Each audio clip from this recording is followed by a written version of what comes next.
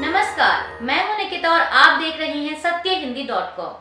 चलिए एक नजर डालते हैं अब तक की सुर्खियों पर। लोकसभा चुनाव के लिए एनसीपी शरद पवार गुट ने महाराष्ट्र की 5 सीटों पर अपने उम्मीदवारों की घोषणा कर दी है। एनसीपी नेता जयंत पाटिल ने एक प्रेस कॉन्फ्रेंस के दौरान इन 5 प्रत्याशियों के नाम का ऐलान किया। इन 5 नामों में शरद पवार की बेटी सुप्रिया सुले को बारामती से उम्मीदवार बनाया गया है। वहीं वर्धा से अमर काले, दिंडौरी से भास्कर राव बगरे, शिरूर से डॉक्टर अमोल कोहले और अहमदनगर से नीलेश लंके को टिकट दिया गया। इसके अलावा एनसीपी शरद चंद्र की ओर से यह भी बताया गया कि महाविकास अघाड़ी यानी एमवीए के तहत उनकी पार्टी को 10 सीटें मिलेंगी और जल्द ही सभी सीटों पर उम्मीदवार उतारे जाएंगे।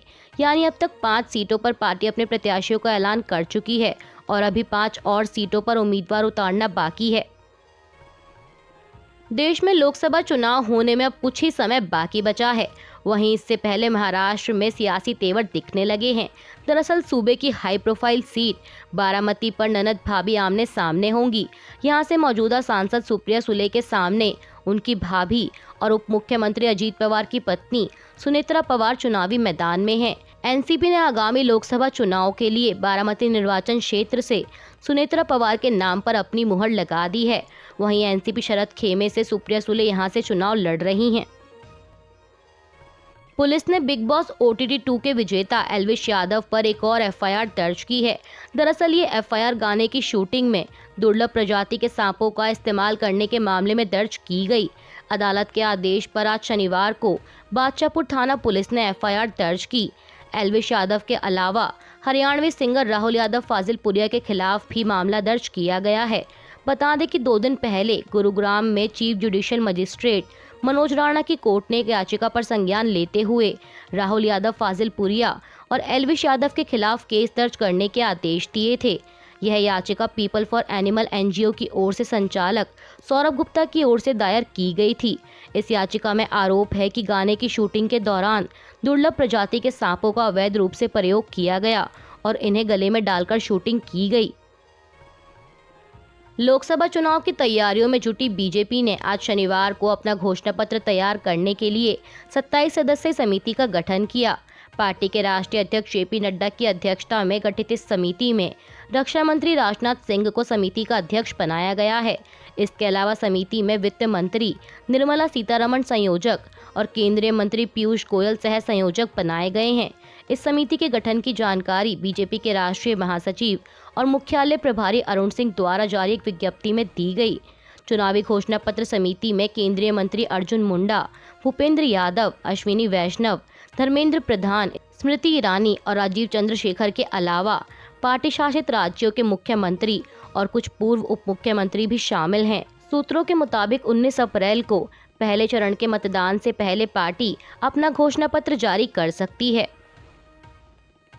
बिहार में एनडीए गठबंधन के बीच हुए सीट बंटवारे में एक भी सीट ना मिलने पर नाराज हुए पशुपति पारस ने हाल ही में एक एक्स पर पोस्ट किया है, जिससे माना जा रहा है कि अब उनके और एनडीए गठबंधन के बीच सब ठीक हो गया है।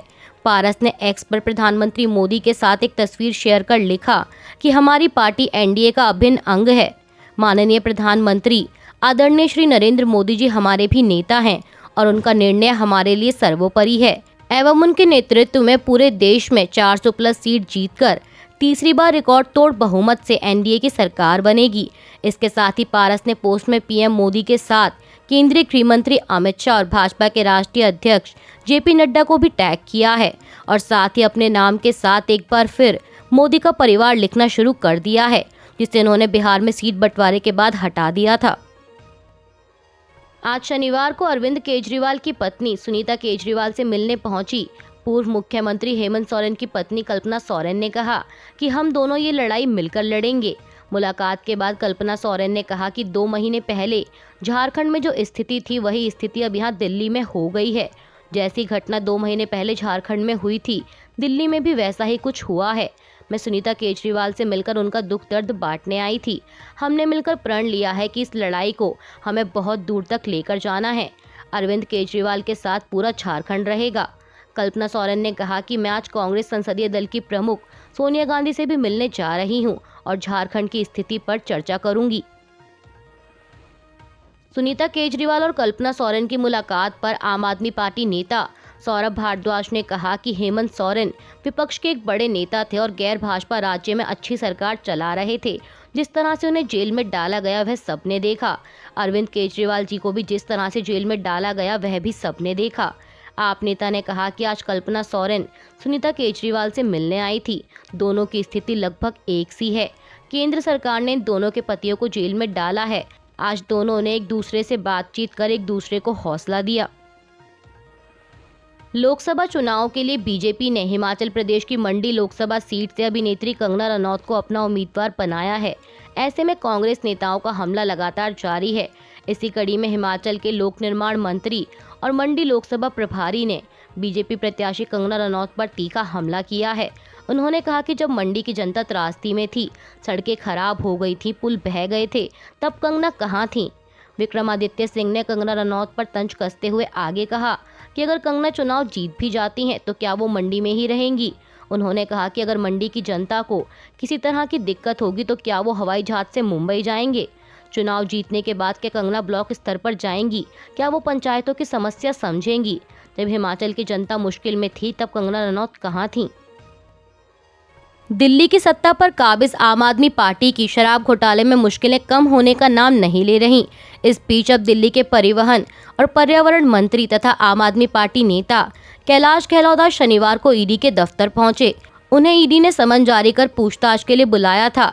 दिल्ली के कथित शराब घोटाले और मनी लॉन्ड्रिंग मामले में ईडी उनसे कुछ सवालों की जानकारी चाहती है। इस मामले में दिल्ली के मुख्यमंत्री अरविंद केजरीवाल पहले ही गिरफ्तार हो चुके हैं और इस समय वे ईडी की हिरासत में हैं। ईडी द्वारा की गई 5 घंटे की पूछताछ के बाद आप नेता कैलाश गहलोत ने बताया कि जीओएम की बैठक में जो नीतियां बनी वही दिया गया। पॉलिसी ड्राफ्ट को लेकर भी सवाल पूछे गए और करीब 5.5 घंटे तक पूछताछ हुई। बता दें कि जांच एजेंसी ने अपने आरोप पत्र में कैलाश गहलोत के नाम का जिक्र किया है और मामले में पहले गिरफ्तार किए गए आम आदमी पार्टी संचार प्रभारी विजय नायर को लेकर कहा है कि नायर गहलोत को आवंटित सरकारी बंगले में रहते थे। वहीं इस पर कैलाश गहलोत ने कहा कि विजय नायर के बारे में पूछा गया, कभी मैं उस घर में शिफ्ट नहीं हुआ। विजय नायर वहां रह रहे थे, इसकी जानकारी मुझे नहीं है, यह बात हमने कही। उन्होंने बताया कि किन्हीं निजी कारणों की वजह से मेरा परिवार वहां शिफ्ट नहीं हुआ था।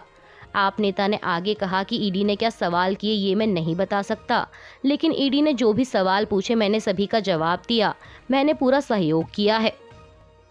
कई महिला फुटबॉल खिलाड़ियों ने आरोप लगाया है कि एआईएफएफ के एक सदस्य ने गोवा में चल रही वीमेंस लीग के दौरान होटल के कमरे में खिलाड़ियों पर शारीरिक हमला किया।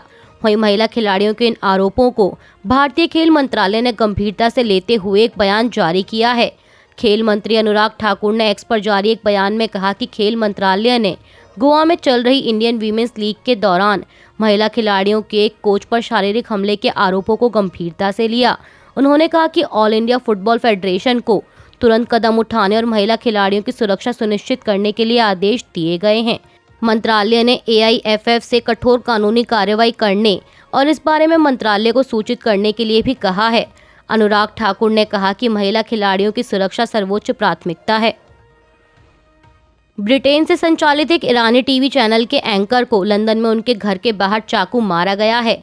चैनल ने खुद इसकी जानकारी देते हुए बताया कि उनके होस्ट पूरिया ज़ेराती पर उनके घर के बाहर एक समूह ने चाकू से हमला किया। वहीं मेट्रोपॉलिटन पुलिस का कहना है कि आतंकवाद विरोधी विशेष सुरक्षा अधिकारी इस हमले की जांच में जुटे हैं। पुलिस के मुताबिक 36 वर्षीय पूरिया ज़ेराती अस्पताल में है और उनकी हालत अभी स्थिर बनी हुई है। पुलिस का कहना है कि हमले का मकसद अभी स्पष्ट नहीं है और जांच अधिकारी हर पहलू को ध्यान में रखकर जांच कर रहे हैं। आईपीएल 2024 का 11वां मैच आज शनिवार को पंजाब किंग्स और लखनऊ सुपर जायंट्स के बीच खेला जा रहा है। लखनऊ के अटल बिहारी वाजपेयी इकाना स्टेडियम में खेले जा रहे इस मैच में लखनऊ ने टॉस जीतकर पहले बल्लेबाजी का फैसला किया और अब तक के समय अनुसार लखनऊ की टीम 13 ओवर में 3 विकेट के नुकसान पर 124 रन बना चुकी है। जापान की पुरुष फुटबॉल टीम को उत्तर कोरिया के खिलाफ एक निलंबित वर्ल्ड कप क्वालिफायर मैच का विजेता घोषित कर दिया गया है। ये मैच बीते मंगलवार को प्योंगयांग में खेला जाना था, लेकिन उत्तर कोरिया ने अंतिम समय में इस मैच को निलंबित कर दिया। हालांकि उत्तर कोरिया ने मैच को रद्द करने के पीछे कोई कारण नहीं बताए। वहीं अब विश्व फुटबॉल की नियामक संस्था फीफा ने इस ना खेले गए मैच का विजेता जापान को घोषित कर दिया है। जापान को 3-0 से विजेता घोषित किया गया। लोकसभा चुनाव से पहले राजनीतिक दलों के बीच एक दूसरे पर आरोप प्रत्यारोप का दौर जारी है। इसी कड़ी में आम आदमी पार्टी और कांग्रेस ने केंद्र की बीजेपी सरकार पर पिछले 10 सालों में दिल्ली में काम न करने के आरोप लगाए हैं। वहीं इन आरोपों का जवाब देते हुए केंद्रीय मंत्री हरदीप सिंह पुरी ने कांग्रेस और आम आदमी पार्टी पर पलटवार किया है। उन्होंने कहा कि उनकी पार्टी राजधानी में किए गए कामों का हिसाब जल्द देगी।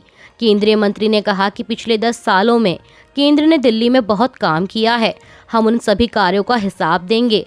हम सभी 7 लोकसभा क्षेत्रों में किए गए कार्यों के बारे में 7 दिन तक प्रेस कॉन्फ्रेंस के माध्यम से सभी को बताएंगे। कांग्रेस के हाल ही में दिए गए बयान की आयकर विभाग से उसे नए नोटिस मिले हैं, जिसमें उसे 1823.08 करोड़ रुपए का भुगतान करने को कहा गया है। इस पर प्रतिक्रिया देते हुए असम के मुख्यमंत्री हिमंता बिस्वा शर्मा ने कांग्रेस पर निशाना साधा है। उन्होंने कहा कि सरकार को कर का भुगतान नहीं करना गरीबों को लाभ से वंचित करना है। अगर कांग्रेस कर नहीं चुका रही तो इसका मतलब है कि वह कल्याणकारी गतिविधियों के खिलाफ है, वह गरीबों के खिलाफ है, वंचितों के खिलाफ है। कर के रूप में एकत्र किया गया पैसा अस्पतालों, स्कूलों और कॉलेजों में जाता है और इसलिए सरकार को कर की आवश्यकता होती है। राहुल गांधी ने लोकसभा चुनाव से पहले बीजेपी को कड़ा संदेश दिया है। कांग्रेस को आयकर विभाग से 1700 करोड़ रुपए का नया नोटिस मिलने के बीच राहुल गांधी ने एजेंसियों की कार्रवाई करने के तौर तरीकों को लेकर गहरी नाराजगी जताई। उन्होंने कहा कि सीबीआई, ईडी जैसी एजेंसियां अपना काम ठीक से करती तो ऐसी नौबत नहीं आती। कांग्रेस नेता ने कहा कि जब सरकार बदलेगी तो लोकतंत्र का चीरहरण करने वालों पर कार्रवाई जरूर होगी। वह इतने पर ही नहीं रुके, उन्होंने आगे कहा, और ऐसी कार्रवाई होगी कि दोबारा किसी की हिम्मत नहीं होगी ये सब करने की, ये मेरी गारंटी है। अभी के लिए बस इतना ही। बाकी की खबरों के लिए जुड़े रहिए सत्यहिंदी.com के साथ।